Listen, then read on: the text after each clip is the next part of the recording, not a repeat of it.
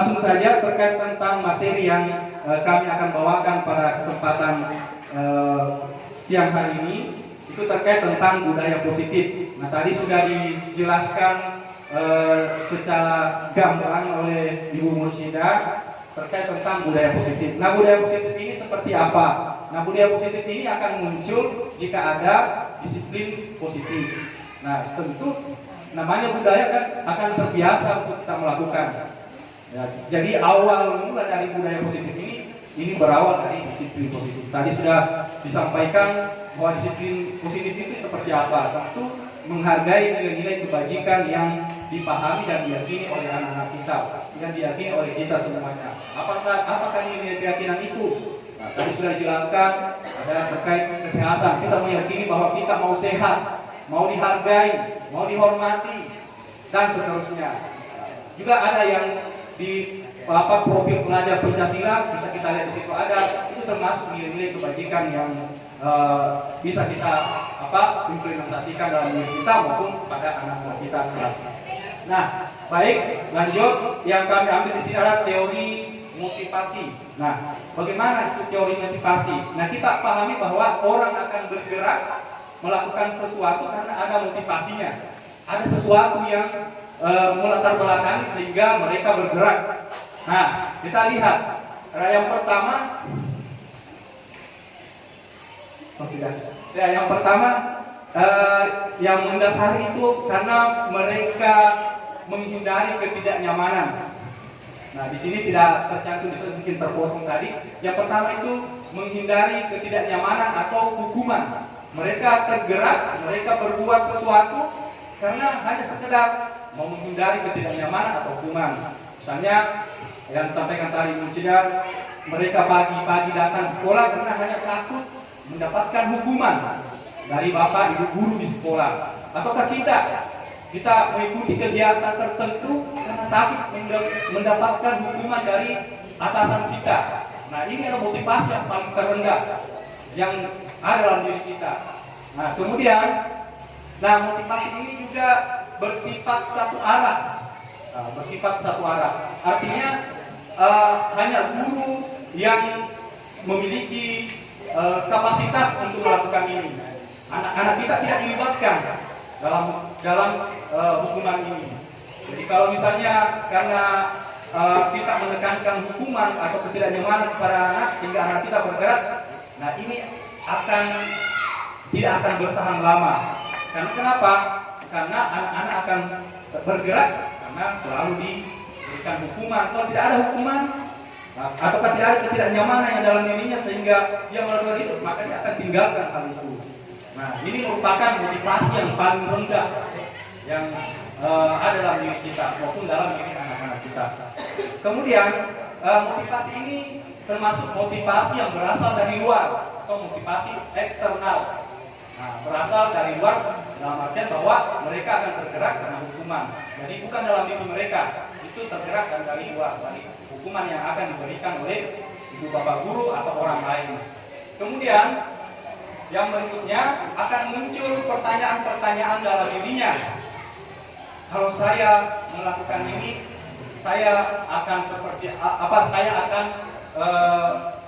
akan terhindar apa misalnya. Kalau saya melakukan hal ini, saya akan terhindar terhadap hukuman ini. Maka mereka selalu berpikir dalam dirinya bahwa mereka berbuat karena selalu menghindari hukuman.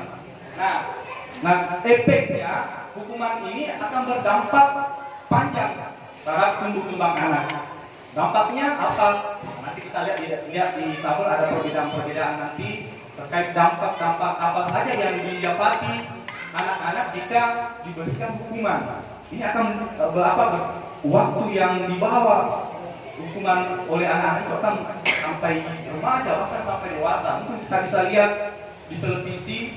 Mungkin karena dulu waktu kecil dia selalu diberi hukuman, ditindas oleh keluarga sendiri, oleh tetangganya, sehingga saat remaja dia baru melampiaskan amarahnya itu akibat dari hukuman-hukuman yang diberikan oleh orang tuanya maupun tetangga-tetangganya misalnya, ataukah orang-orang di sekitarnya. Nah, kemudian yang berikutnya motivasi ya ataukah hal yang membuat kita tergerak? Ya, yang kedua adalah karena ingin mendapatkan imbalan ataukah penghargaan dari orang lain. Nah, motivasi ini juga termasuk motivasi yang terendah, agak tinggi sedikit dibanding yang hukuman tadi, tapi sama-sama berada di posisi terendah. Karena mereka hanya ingin bergerak, ingin melakukan sesuatu karena ingin mendapatkan penghargaan, mendapatkan imbalan. Ataukah kita menyuguhkan kepada anak kita bahwa kalau kamu melakukan ini, Bapak Ibu guru memberikan ini, memberikan itu misalnya. Itu kan termasuk motivasi yang Bapak melahirkan motivasi dalam diri anak karena ini mendapatkan imbalan. Kemudian akan muncul pertanyaan dalam diri kita maupun dalam diri anak. Kalau misalnya kita melaksanakan sesuatu karena motivasi ini, nah apa yang akan saya dapatkan apabila saya melakukannya? Jadi ini akan terngiang-ngiang dalam pikiran kita, apa yang saya dapatkan kalau saya mengikuti kegiatan ini? Apa yang saya dapatkan kalau saya ke sana misalnya? Itu yang akan tertanam dalam benaknya kalau kita bergerak karena motivasi ingin mendapatkan imbalan atau penghargaan. Kemudian berikutnya, nah tadi mendapatkan pujian. Kita mau melakukan ini karena ingin mendapatkan pujian dari orang lain. Misalnya selalu dipuji, selalu dibangga-banggakan oleh atasannya. Kamu memang hebat, kamu memang jago, dan seterusnya. Begitu juga kita selalu dikasih pujian-pujian seperti itu, sehingga mereka tergerak untuk melakukan itu. Nah, alangkah fatalnya kalau tidak ada nih pujian, tidak ada nih pengakuan, maka anak-anak kita akan tidak tergerak karena ini akan bertahan hanya singkat. Kemudian motivasi ini juga termasuk motivasi yang berasal dari luar atau eksternal. Karena ini mendapatkan penghargaan, mendapatkan pujian, pengakuan, imbalan dan seterusnya. Nah, berikutnya motivasi yang ketiga. Nah, motivasi inilah yang ingin kami coba men-sharing, menginformasikan ke teman-teman bahwa motivasi inilah yang patut kita munculkan dalam diri anak-anak kita. Bahwa begitu juga dengan diri kita masing-masing. Karena motivasi ini yang ketiga ini kita tergerak karena kita ingin menghargai diri, menghargai diri sendiri dengan nilai-nilai yang kita yakini atau mereka yakini. Nilai-nilai yang mana? Misalnya kita berangkat ke sekolah karena memang kita mau menjadi orang yang disiplin. Kita melakukan kegiatan seperti ini karena memang kita butuh pengetahuan, butuh wawasan, butuh informasi. Nah, hal-hal seperti itulah yang perlu kita munculkan dalam diri kita karena kita meyakini bahwa itu merupakan suatu kebutuhan untuk kita, merupakan nilai-nilai yang tertanam dalam diri kita, yang dibutuhkan oleh diri kita. Nah, motivasi ini merupakan motivasi yang tertinggi atau motivasi yang terbaik karena tidak ada tendensi, tidak ada intervensi dari luar, baik berupa penghargaan, baik berupa hukuman. Jadi memang tergerak karena dalam diri kita. Makanya itu termasuk motivasi internal atau motivasi intrinsik berasal dari dalam diri kita. Kemudian akan muncul pertanyaan dalam diri kita, menjadi orang seperti apa apabila saya melakukannya. Nah, artinya mindset pikirannya itu akan mengarah kepada satu tujuan yang lebih baik untuk memperbaiki dirinya. Karena mereka berpikir bahwa apa yang saya lakukan ini apakah menjadi suatu kebutuhan untuk saya ke depannya. Nah, ini jadi kami mengharapkan motivasi inilah yang perlu kita timbulkan dalam diri kita maupun kita jawantahkan kepada anak-anak kita nantinya. Kemudian berikutnya, yang berikutnya terkait tentang hukuman, konsekuensi, dan restitusi. Nah, ini merupakan dampak terhadap pelanggaran-pelanggaran yang dilakukan oleh orang lain maupun oleh anak kita di sekolah. Nah, mungkin kita sering mendengarkan ini, hukuman, konsekuensi. Mungkin yang baru adalah restitusi barangkali, yang baru kita dapatkan di sini. Jadi, kalau hukuman sudah terbiasa, jadi kita bisa lihat bagaimana sebenarnya itu hukuman. Nah, mungkin Bapak Ibu, teman-teman semuanya, mungkin termasuk saya, biasa menerapkan ini hukuman. Kita lihat, hukuman itu tidak terencana atau tiba-tiba. Jadi hukuman itu berupa tidak terencana dan tiba-tiba. Kemudian murid tidak tahu apa yang akan terjadi karena mereka tidak dilibatkan dalam hal itu. Kemudian berikutnya bersifat satu arah, hanya guru yang memberikan hukuman dan anak akan menerima hukuman itu. Makanya dikatakan hanya bersifat satu arah, karena tidak ada kesepakatan dari anak dan guru. Kemudian berikutnya hukuman ini bisa berupa fisik maupun psikis, bisa berupa perbuatan, bisa berupa cemoohan atau kata-kata. Nah, apa dampaknya hukuman ini? Seperti yang kami sampaikan tadi, bahwa ini akan berdampak panjang terhadap anak kita, terhadap perkembangan anak kita. Kemudian konsekuensi. Bagaimana itu konsekuensi? Ini bentuk bentuk pelaksanaan dari sebuah kesepakatan yang dilanggar ataukah dilakukan.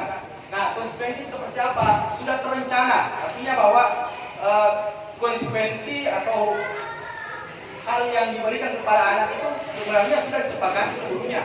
Misalnya adanya peraturan kelas, ada keyakinan kelas nanti akan disampaikan oleh teman kami, bahwa ada keyakinan kelas, ada peraturan kelas. Nah, inilah yang disepakati oleh guru dan siswa. Dan jika mereka melanggar, mereka mendapatkan konsekuensi. Nah, itu bedanya dari hukuman.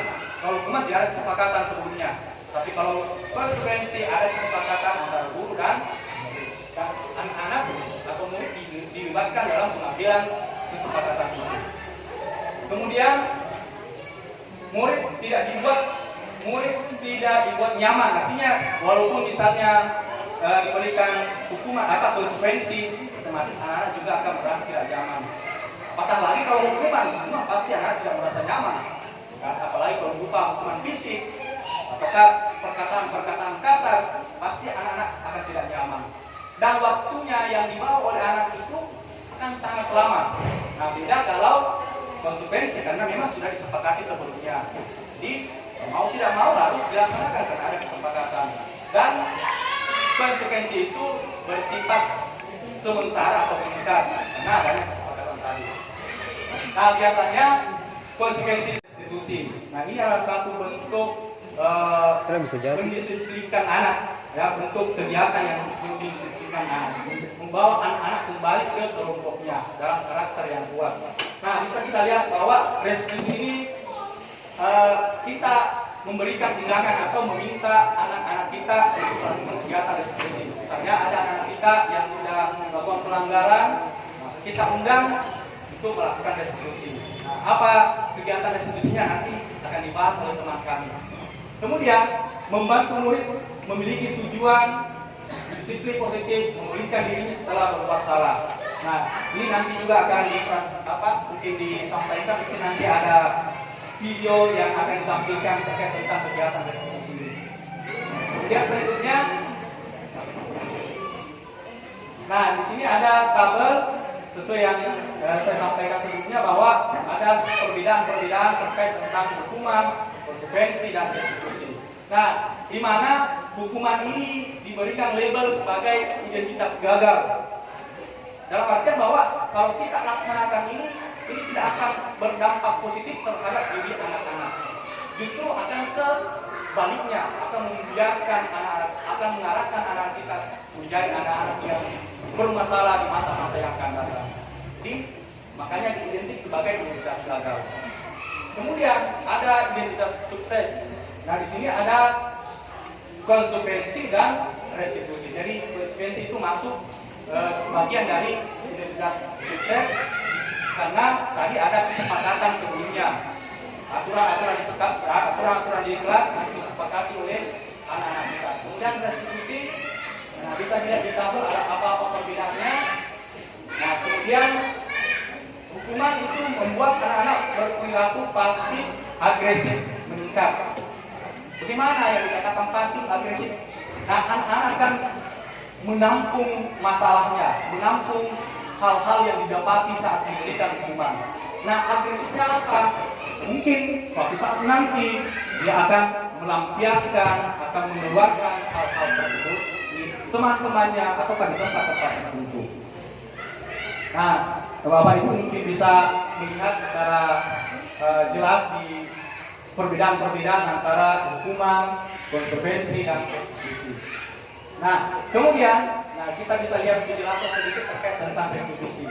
Nah, restitusi ini menurut Ian Gassen itu bahwa restitusi adalah proses menciptakan kondisi bagi murid untuk memperbaiki kesalahan mereka sehingga mereka bisa kembali pada kelompok mereka dengan karakter yang lebih kuat.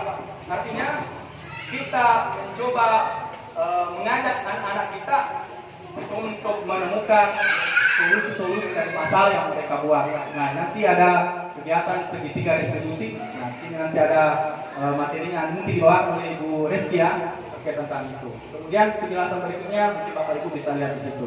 Nah, mungkin ini yang sempat saya sampaikan pada pertemuan kita pada kali ini. Jadi sekali lagi saya informasikan bahwa saya datang ke sini bukan kapasitas untuk datang menggurui Ibu Bapak Guru, tapi sekedar membagi informasi, membagi pengetahuan terkait apa yang kami dapatkan di Gunung Barat.